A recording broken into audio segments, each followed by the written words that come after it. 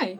In this video, I'm going to talk about my journey as game dev and the games I made and helped make so far. To start off, Priscilla's last night was the 𝗀𝗀𝗱𝗀𝗀 jam. I started in July 2022. I was a bit aimless after finishing high school.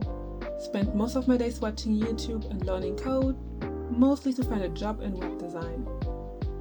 But I somehow ended up watching a video by Visual Novel Design about 𝗰𝗶𝗶𝗀𝗀. Whilst also checking out the comment section, I found out about game jams on 𝗀𝗏.io. And doing a game jam seemed like the perfect opportunity to try something new while also still making art. Also, a game jam is an event where participants try to make a video game from scratch. Depending on the format, participants might work independently or in teams.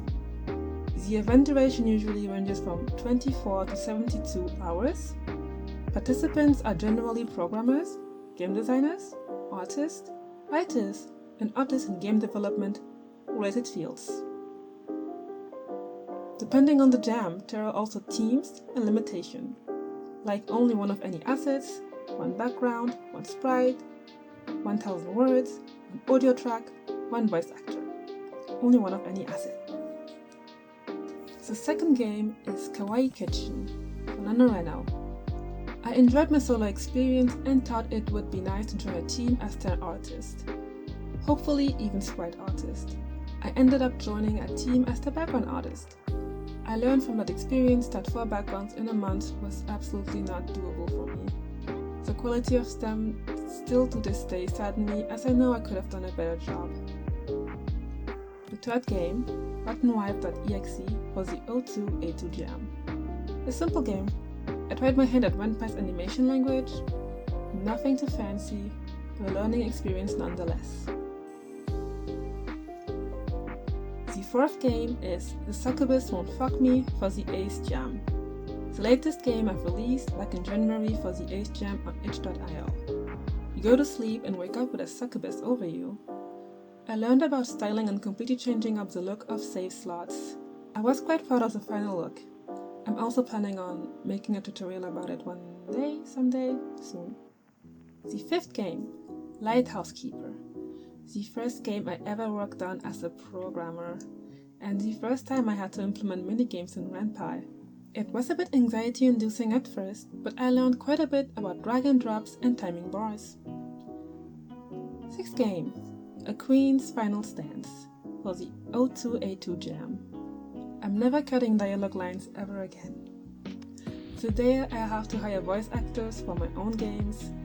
I'll have them do it and pay them extra if need be, or have a sound person ready to take care of it.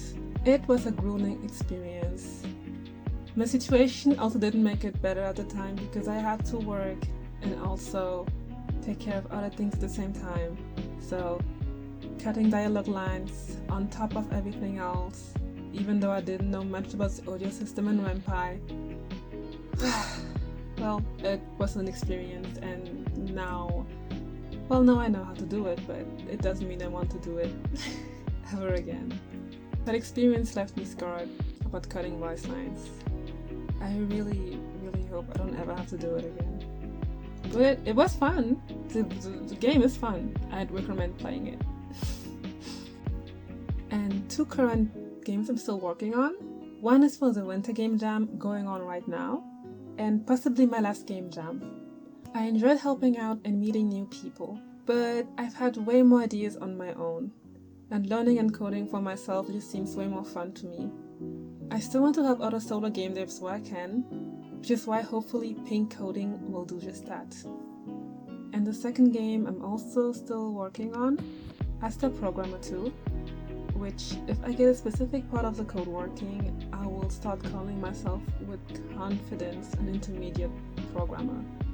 To me, the issue seems so simple, but it simply won't work. Hopefully, the day the demo will release, you'll see the work and dedication that everyone put into it.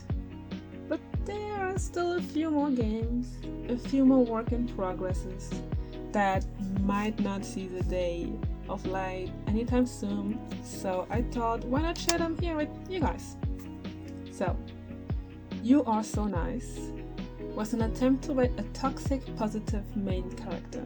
I wouldn't say it was a strong attempt as I quickly lost interest in it, but looking back at the footage, the sprites are finished and the backgrounds just need a little bit more work and could easily get published, maybe possibly next year if I find time for it.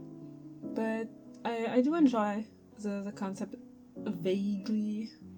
I do enjoy the concept, but I might have to rewrite a lot of the script. And the next one, Time to Go Home. It is still one I have hoped to release, just not anytime soon. I wanted multiple endings, each with variations in the CG. You could choose a character to play and then also make your own character if you didn't want to play any of the given characters. And the VN would react accordingly to the chosen character. But there was no story. How is the VN supposed to react to your character if there is no story to even react to? And the story that was there was just not enough for multiple endings and having a reason to choose characters. So this is why it's currently in whip hell. And the last one I share with you today, even though I have so many more whips, is Love You Love. It was supposed to release for the Yandere Game Jam, but I didn't have time.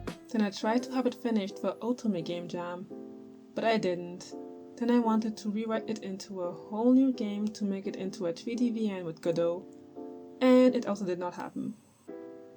It is still a game I'd like to make happen, but I might have to hire people like 3D artists and a variety of artists for this to become a reality. Which it will. I'm too stubborn to give it up, so it will happen. And voila! These are only a few of my works in progress. As I said, there are still a few more games I'm working on. Currently trying my hand at 3D VNs, hoping to do a tutorial about it, hoping to have it out soonish, but keeping this hidden for just a little bit longer.